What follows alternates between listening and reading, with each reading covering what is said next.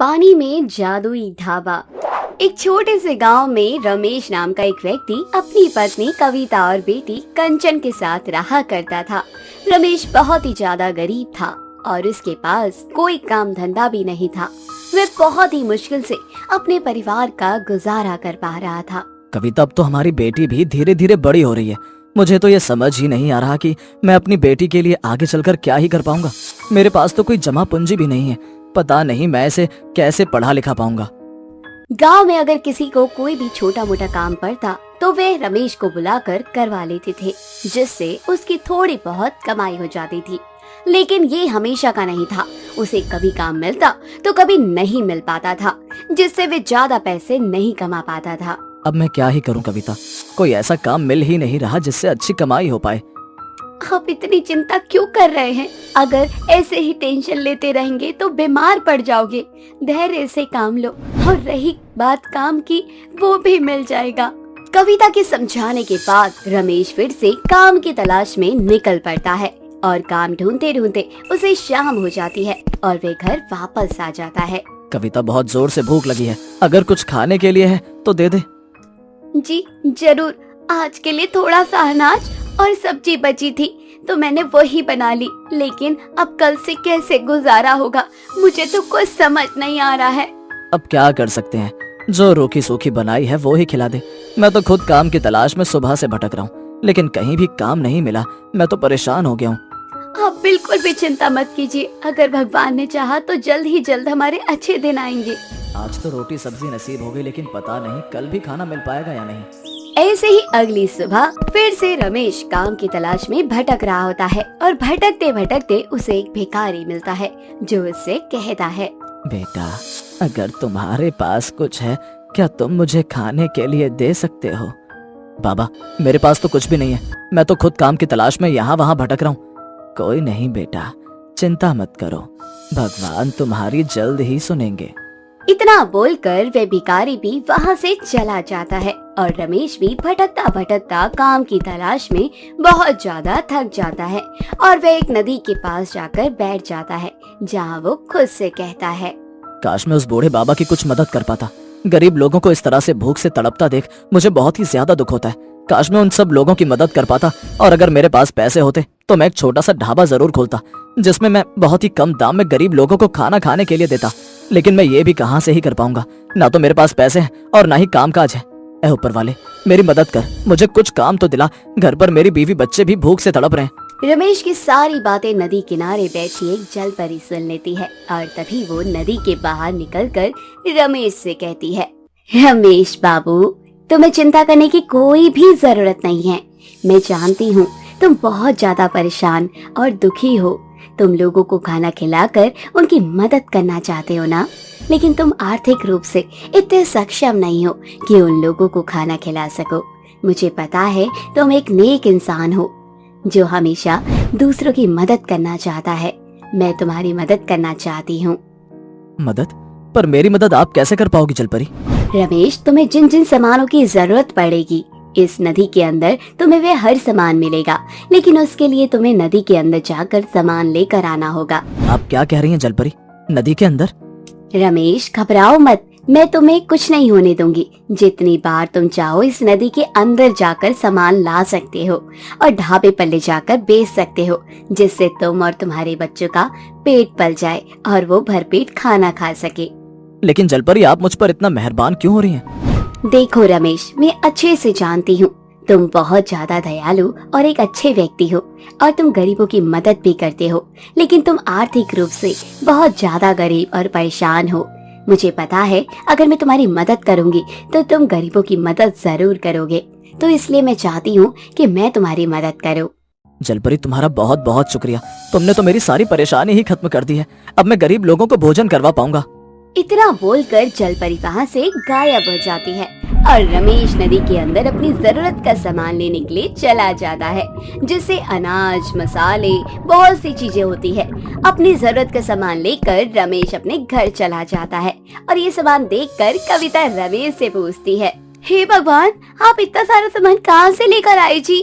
कविता की बातें सुनने के बाद रमेश उसे सारी बातें बताता है कि कैसे जलपरी ने रमेश की मदद की, जिसके बाद कविता रमेश की बात सुनकर हैरान हो जाती है और वह भी रमेश का ढाबा लगाने में मदद करती है। रमेश और कविता हंसी खुशी अपने घर के आगे एक ढाबा लगाते हैं जिसका नाम होता है जादुई ढाबा। रमेश भैया, खाने की थाली कितने की है? सिर्फ और सिर्फ 30 रुपए की। आप बैठिए, आपके लिए खाना अभी लग जाएगा। रमेश और कविता के व्यवहार और खाने के स्वाद की वजह से उसके ढाबे पर धीरे धीरे बहुत ही ज्यादा लोगों की संख्या बढ़ने लगती है और जादुई ढाबे का नाम सुनकर शहर के सभी लोग रमेश के ढाबे का खाना खाने के लिए आया करते थे। ऐसे ही एक दिन गांव में एक फॉरेनर आता है जिसका नाम हैरी होता है। वो जादुई ढाबे का खाना खाने के लिए शहर से गाँव जाता है। लगता है यही जादुई ढाबा है। जाकर देखता हूँ कि आखिर इस जादुई ढाबे का खाना कैसा है। हैरी ढाबे के अंदर जाता है और रमेश से कहता है, क्या कुछ खाने के लिए मिलेगा? हाँ बिल्कुल, क्यों नहीं, बहुत कुछ मिलेगा। आपको क्या खाना है आप बस ये बताइए। यहाँ पर क्या अच्छा मिलता है वो बताओ। यहाँ पर सब कुछ अच्छा मिलता है, आप बस एक बार हमें अपनी सेवा करने का मौका तो दीजिए। ठीक है, फिर मेरे लिए रोटी सब्जी ले आओ। कुछ देर में रमेश हैरी के लिए रोटी सब्जी ले आता है और देखते ही देखते ढाबे पर बहुत सारे ग्राहक आ जाते हैं, जिसे देख हैरी कहता है, यहाँ तो बहुत सारे लोगों की भीड़ लग गई है। लगता है यहाँ और कोई दूसरा रेस्टोरेंट है ही नहीं। अगर मैं रमेश के साथ यहाँ पार्टनरशिप कर लूँ तो बहुत पैसे कमा सकता हूँ। हैरी जल्दी से अपने पराठे खत्म करके रमेश को पैसे देकर उससे कहता है, रमेश, मैंने सुना है तुम्हारा ढाबा बहुत अच्छा चलता है और तुम्हारे ढाबे का नाम सुनकर ही मैं इस गांव में तुम्हारा खाना खाने के लिए आया था और तुम्हारे इस ढाबे का खाना बहुत ही स्वादिष्ट है। शुक्रिया शुक्रिया फॉरनर बाबू, आपकी इतनी तारीफ के लिए। अच्छा रमेश, अगर मैं एक बात कहूँ तो तुम बुरा तो नहीं मानोगे ना? नहीं नहीं फॉरनर बाबू, बिल्कुल नहीं, क्योंकि हमारे कस्टमर हमारे लिए भगवान का रूप है। क्या कहना है आपको? आप कुछ भी कह सकते हैं। अगर तुम बुरा ना मानो तो क्या तुम मेरे साथ पार्टनरशिप करना चाहोगे? हम तुम्हारे छोटे से ढाबे को एक बड़े से रेस्टोरेंट में बदल सकते हैं। हैरी के इतना कहते ही रमेश सोच में पड़ जाता है और खुद ही मन में कहता है, ये फॉरनर बाबू कह तो सही रहा है, लेकिन फॉरनर बाबू तुम मेरे साथ पार्टनरशिप क्यों करना चाहते हो? आपके शहर में भी तो इतने बड़े बड़े रेस्टोरेंट होते हैं, आप वहाँ पर भी तो पार्टनरशिप कर सकते हैं ना। देखो रमेश, शहर में भी मेरे कई रेस्टोरेंट हैं, लेकिन तुम्हारे इस गांव के तुम्हारे जादुई ढाबे का नाम मैंने बहुत सुना था और आज मैंने देख भी लिया कि वाकई तुम्हारा ढाबा जादुई है और इसलिए मैं तुम्हारे साथ पार्टनरशिप करना चाहता हूँ और यहाँ रहकर नई नई चीज भी सीखना चाहता हूँ ताकि तुम्हारी ये डिशेज मैं शहर में भी फेमस कर सकूँ। ठीक है फॉरनर बाबू, अगर ऐसी ही बात है तो मैं आपके साथ पार्टनरशिप करने के लिए तैयार हूँ, लेकिन मेरी एक शर्त है। मेरे इस रेस्टोरेंट में गरीब और जो भी बेसहारा लोग हैं उनको आने से मना नहीं किया जाएगा, क्योंकि उनके लिए ही मैंने अपना ये ढाबा खोला था। देखो रमेश, मुझे तुम्हारी हर बात मंजूर है, जैसा तुम्हें ठीक लगे तुम वैसा ही करना। हैरी की ऐसी बातें सुनकर रमेश को बहुत खुशी होती है और रमेश और हैरी मिलकर रमेश के छोटे से जादुई ढाबे को एक बड़े से रेस्टोरेंट में तब्दील कर देते हैं और उस रेस्टोरेंट का नाम वह जादुई ढाबा रखते हैं। जिसके बाद रमेश और उस जादुई जलपरी के पास जाता है। जादुई जलपरी, तुम्हारा बहुत बहुत शुक्रिया, तुमने मेरी बहुत मदद की और आज तुम्हारी वजह से मेरा वो छोटा सा जादुई ढाबा एक बहुत बड़े रेस्टोरेंट में बदल गया है। ये तो बहुत अच्छी बात है रमेश, ये सिर्फ और सिर्फ तुम्हारी दरिया दिली और तुम्हारी मेहनत का नतीजा है, इसलिए तुम्हारा मुझे शुक्रिया अदा करना कोई जरूरत का काम नहीं है। जादुई जलपरी को शुक्रिया अदा करके रमेश वहाँ से चला जाता है। जिसके बाद रमेश और हैरी अपने उस जादुई ढाबा रेस्टोरेंट को चलाते हैं और रेस्टोरेंट बहुत अच्छा चलता है, जिस वजह से रमेश की आर्थिक हालत बहुत अच्छी हो जाती है और अपनी बेटी कंचन को भी अच्छे से हाई स्कूल में पढ़ाता है और अपनी बीवी को भी बहुत खुश रखता है। साथ ही साथ गरीब व्यक्तियों की भी वह मदद करता है। पर शक था, लेकिन वे कभी भी अपने पति को रंगे हाथ नहीं पकड़ पाई थी। ऐसे ही एक दिन शालिनी किचन में काम कर रही थी। अर्जुन शालिनी को आवाज लगाता हुआ बोलता है, अरे शालिनी, आज मुझे नाश्ता मिलेगा या नहीं? ऑफिस के लिए मैं काफी लेट हो चुका हूँ, आज तुमने मुझे जगाया क्यों नहीं? मेरे पतिदेव, कुछ काम तो आप खुद भी कर लिया करो, और रही बात लेट होने की तो गलती आपकी है। रात रात को फोन में लगे रहोगे तो सुबह आँख कैसे खुलेगी आपकी? और जिसे ऑफिस समय से जाने की चिंता रहती है ना, वो रात को फोन नहीं चलाते बल्कि समय से सो जाया करते हैं। तुम्हारा दिमाग ठीक है, मैं तो समय से सो गया था। तुम्हारी जिम्मेदारी बनती है कि तुम मुझे समय से जगाओ। और आपकी जिम्मेदारी बनती है कि आप रात रात तक फोन पर किसी से चैट करते रहो। मेरे मना करने के बाद भी आप छुप छुप कर फोन चलाते हो। आपको क्या लगता है मेरे बगल में सोते हो और मुझे पता नहीं लगता? फर्क इतना है कि मैं आपसे कुछ कहती नहीं। एक काम करो, तुमने जो नाश्ता बनाया ना वो खुद खा लेना, क्योंकि मेरा पेट तो तुम्हारी बातें सुनकर ही भर चुका है। तुम्हें अब मुझ पर विश्वास नहीं है, शक करने लगी हो मुझ पर, तो सही है, अब मैं जा रहा हूँ, यहाँ से तुम नाश्ता बनाकर खुद खा लेना। दरअसल अर्जुन और शालिनी की अरेंज मैरिज थी। उन्होंने घर वालों के दबाव में आकर शादी की थी। शालिनी का रंग थोड़ा दबा हुआ था और वह थोड़ी सांवली रंग की थी, जिस वजह से अर्जुन को उसमें थोड़ा सा भी इंटरेस्ट नहीं आता था। शादी को 5 साल हो चुके थे, लेकिन फिर भी दोनों के बीच एक दूसरे को लेकर कुछ वैसा नहीं था।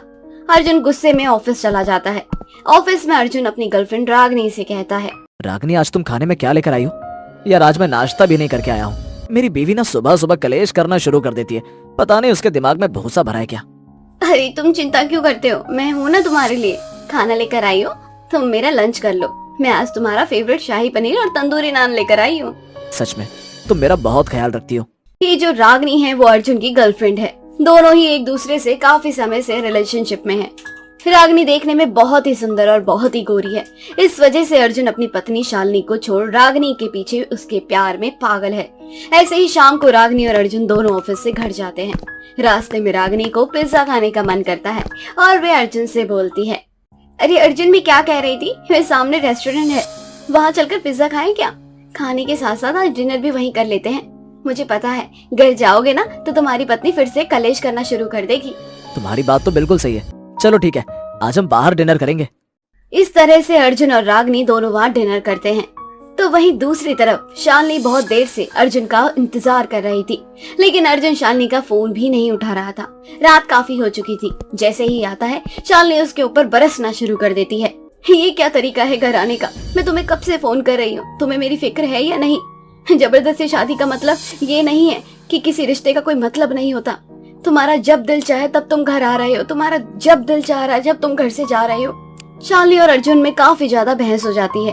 दोनों की बहुत बुरी तरह से लड़ाई हो जाती है और रात को ही वे घर छोड़कर चला जाता है। शालिनी से बार बार फोन करती है, लेकिन उसका फोन नहीं लग रहा था। ऐसे ही सुबह हो जाती है। सुबह अर्जुन रागनी से शादी करके उसे अपने घर में ले आता है। ये देखकर शालिनी को बहुत बुरा लगता है और वे अर्जुन से कहती है, अच्छा तो आज मेरी सौतन को इस घर में भी ले आए तुम। यही चाहते थे ना तुम अर्जुन, और तुमने अपनी मन की कर ली। देखो, मैं रागनी से बहुत प्यार करता हूँ और मुझे इसी के साथ खुशी मिलती है।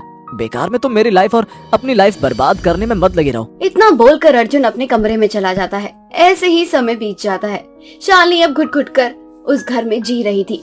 मन ही मन उसे रागनी से नफरत हो रही थी। एक दिन शालिनी रागनी से कहती है, क्या ही मिल गया तुम्हें मेरी लाइफ खराब करके? इतना तो पता था ना कि तुम्हें मेरा पति शादीशुदा है, फिर भी तुम शादीशुदा आदमी के साथ रिलेशनशिप में आ गई। हरे ओ कलीमाई, तुझे कितनी बार कहा है कि अर्जुन से दूर ही रहा कर। अर्जुन को मुझसे प्यार है और हम दोनों को हमारे जीवन में आगे बढ़ने दे। परेशान करने की जरूरत नहीं है मुझे।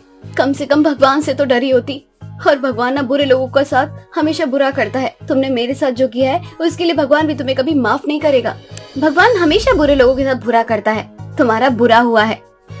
और एक बात, शाम को हमारे बहुत सारे रिश्तेदार आने वाले हैं। मुझे और मेरे पति को परेशान करने की कोई जरूरत नहीं है। इतना बोलकर रागनी अपने कमरे में चली जाती है। ऐसे ही शाम को रागनी और अर्जुन से मिलने के लिए उनके कुछ रिश्तेदार आते हैं। सभी लोग बैठकर खाना खा रहे थे और शालिनी सभी को खाना परोस रही थी।